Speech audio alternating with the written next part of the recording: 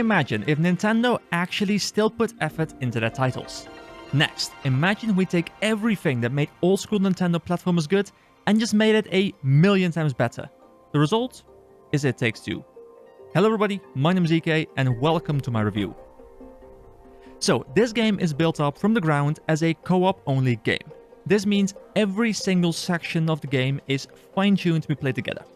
Each player has distinct roles and you need to work together to figure out the way forward. Okay, so far you might think this sounds just like your average puzzle platformer. But wait, I am only just getting started.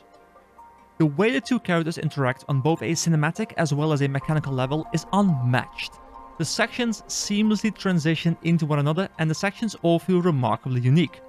So, at this point you may be wondering how a co-op platformer, that's roughly 12 hours long, can be both better than any competition and not get repetitive halfway through.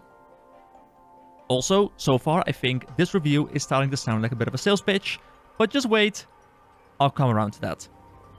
Insert developers who know how to merge multiple genres into one game. So, the game starts off as a 3D platformer, but has a ridiculous amount of genre changes within the game. These genre changes vary from simply shifting the camera angle to play either a 2D game or play a top-down platformer, to having a racing section and a shooter section and hack and slash section, and there's so many different sections, guys. It's good, really good. And did I mention how seamless the transitions are? I did? Okay, good.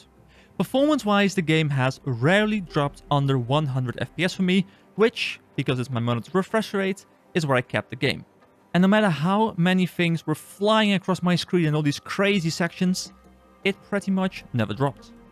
The graphics, while relatively simple for today's standards, look amazing as the art team shows that they clearly know how to create beautiful looking scenery with very nice complementary camera work.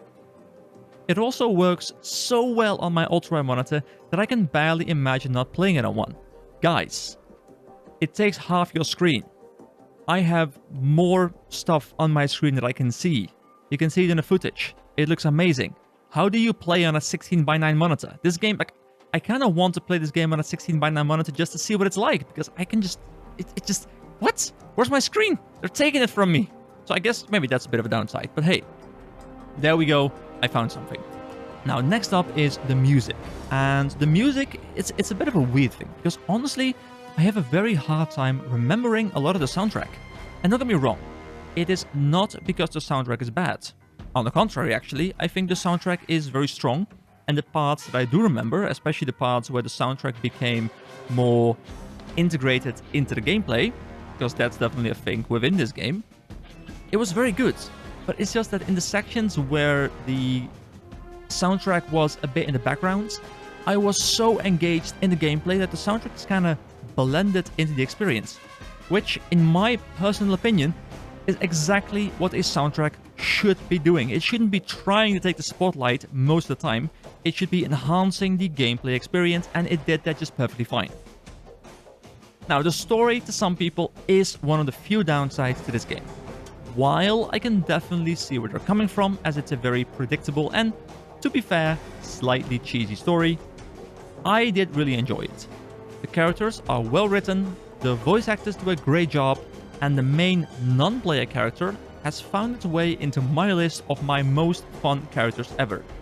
There's a certain book that I just really love, if you get what I'm talking about. The cutscenes are well executed, and the transitions into and from the cutscenes are once again very well done. I wanted to say seamless again, but since I felt like I said the word quite a bit, I tried to go for well done instead. But I said it anyway. It doesn't matter. Honestly, I almost didn't even make this review. Not because I didn't want to make it, but because I feel like a review with barely any critique is not very useful. It's just, 5 or 10 minutes of me just praising the game over and over again. However, I think this game deserves every bit of praise it can get, and has now actually officially been named to myself, which obviously means a lot, and I'm recording it here on a video mentioning it. It is my favorite co-op game of all time. There isn't a single co-op game that's better. I've played quite some. This game is the best co-op game of all time. Actually, I guess that's where I found a bit of a critique that I can give the game, and that is that the game is a co-op only game. So if you are the most hermit of hermit people, and you just want to play a game on your own, like even the thought of human interaction makes you just, crawl in your skin and like grab your blanket or something. If you're, that severe, then maybe that's a downside. However, the game was designed as a co-op game, and it really, really shows that the developers knew from the very start that co-op was the way they were going to go. So there we go, I have a bit of a downside mentioned, now it's actually a review. Thank you very much. If you haven't yet played this game, which, if you're watching a review, is most likely the case, grab a friend and go play it. Oh, by the way, did I mention that only one of you has to own it? Yeah, you can just play online co-op, only one of you needs to have a copy, and the other person can just tag along, without even buying the game. Because amazing developers, once again. So just do what I did, just abuse a friend, because in the end, what are friends for if not to be abused? Pro-life tip. Now, I hope to have inspired you to buy this game with my extremely positive rant here. If I did, then please, after you've bought the game, after you've played the game, after you've maybe even finished the game, come back to the video and please tell me if you think I was right. Now, fortunately for me, unless you actually hate fun, I already know the answer, and I just want to say, you're welcome, I know it was amazing, and have a nice day. I'll see you around, guys. Wait, before you close the video. I have come from the realm of post-production editing, and I have just noticed that I completely forgot to talk about the minigames. Let me quickly do that. So this game has a lot of different minigames that I guess in a sense are very similar to the way you would play a minigame in like a Mario Party or something. However, the main difference is they're actually good. And you get to play against one another. They're all designed for 2 people.